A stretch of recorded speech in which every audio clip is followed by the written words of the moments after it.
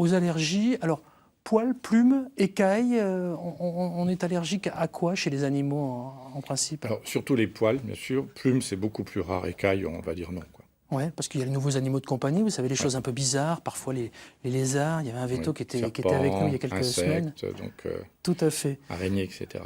Comment est-ce qu'on sait quand on est allergique aux poils d'animaux, Denis?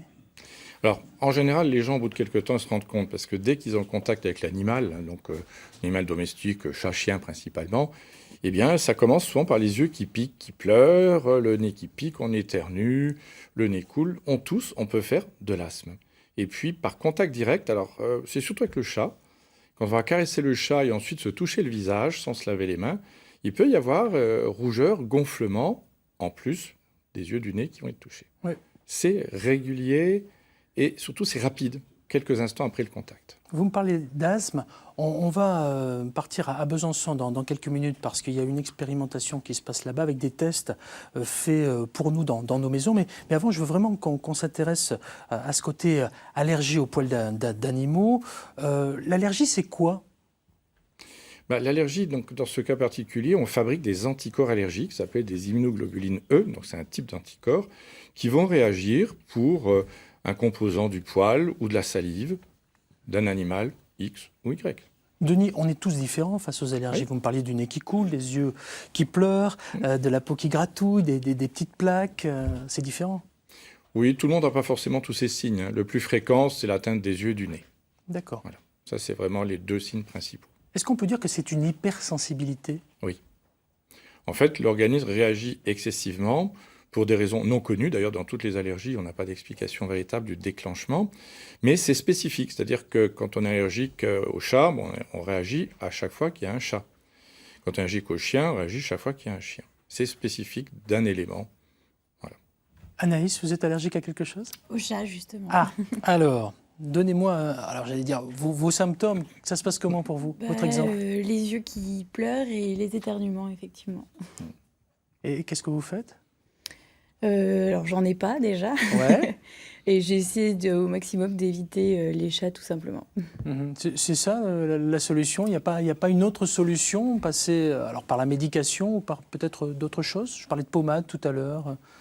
Pommade, pas vraiment. Alors, éviter le contact, bien sûr, c'est le plus logique, mais déjà se séparer de son animal, quand il y a un côté infectif quand même qui est assez important, en fait, c'est pas toujours effectivement donc là accepté. Et puis ensuite, même si on n'en a pas chez soi, on peut avoir des parents, des amis, des voisins qui ont des animaux, ce qui pose problème quand on va les visiter. Mais au départ, on essaye, quand les gens ont l'animal chez eux, déjà, de leur conseiller pas d'animaux. Après, on voit leur réponse. Denis Schwender, ce qui est particulièrement compliqué aussi à vivre, c'est qu'on peut tout à fait commencer sans finalement être allergique aux animaux. Et puis, petit à petit, on avance pour X ou Y raison. D'un coup, clac, on déclenche une allergie. Est-ce que l'allergie, c'est depuis votre naissance pour vous, Anaïs, ou ça a été un moment, un déclic qui a fait que? Quand j'étais au contact des chats la première fois, je m'en suis rendu compte. Donc, je n'ai pas d'idée si c'était depuis ma naissance ou non, mais... Parce que ça, Denis, vous le constatez, il y a des gens qui viennent vous voir qui n'étaient pas allergiques et d'un coup, d'un seul, on ne sait pas pourquoi, peut-être que vous savez, on devient allergique. Alors, toutes les allergies débutent à un moment ou à un autre, mais on n'a pas d'explication véritable. Donc là. Mais ça peut être un âge variable. C'est héréditaire, l'allergie? Alors oui et non. Alors non, parce qu'on ne transmet pas l'allergie à ses descendants, aux chats, aux acariens, au pollen. Mais oui, parce que la majorité des gens allergiques ont quand même une prédisposition génétique. Ils fabriquent facilement des anticorps allergiques et donc ils ont un risque plus élevé. Ça se transmet. Donc un terrain à risque.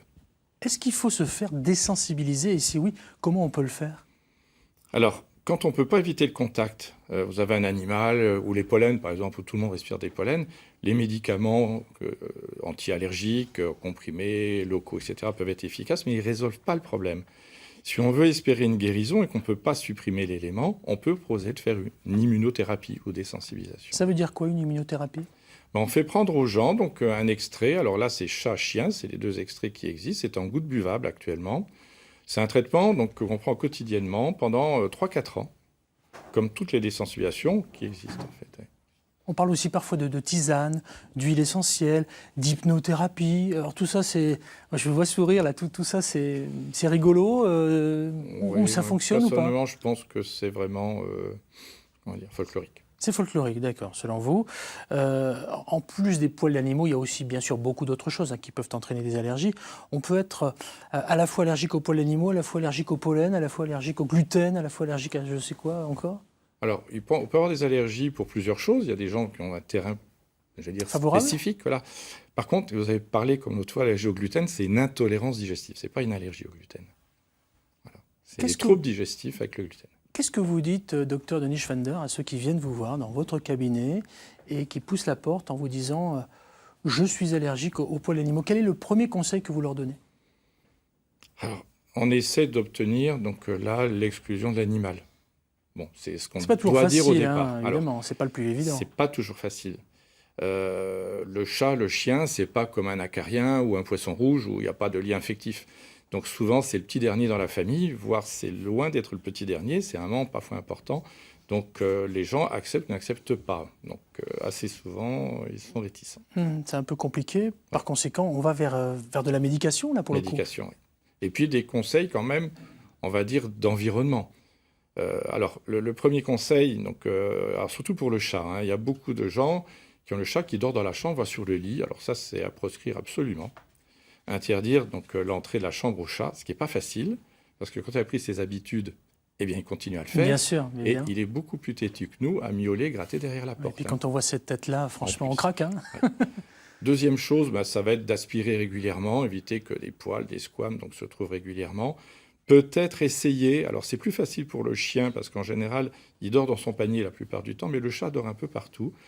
S'il a 2-3 endroits qu'il aime bien, c'est mettre une pièce de tissu, un ancien drap, une thé dorée, n'importe quoi, sur par exemple sur le canapé, le fauteuil, et qu'on peut laver facilement plutôt que déhousser un canapé. Donc là, pour nettoyer, ce qui est une sacrée galère en fait.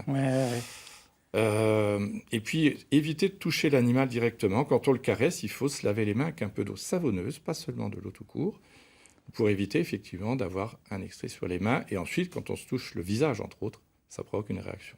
Merci pour ces bons conseils, Denis Schwender. Alors, on ne va pas faire le magazine de la santé, on ne va pas faire un diagnostic très précis et vous donner les clés de la guérison. Néanmoins, aller voir un spécialiste, ça semble le plus évident, même si j'ai bien compris que la guérison n'était pas forcément garantie. Alors, pas forcément garantie, non. Il y a des solutions qui permettent d'améliorer les choses. On a des résultats avec des guérisons, bien sûr, mais ce n'est pas 100% des cas avec les différents traitements. En fait, voilà. En tout cas, vous nous avez donné quelques-unes de ces solutions et merci à vous.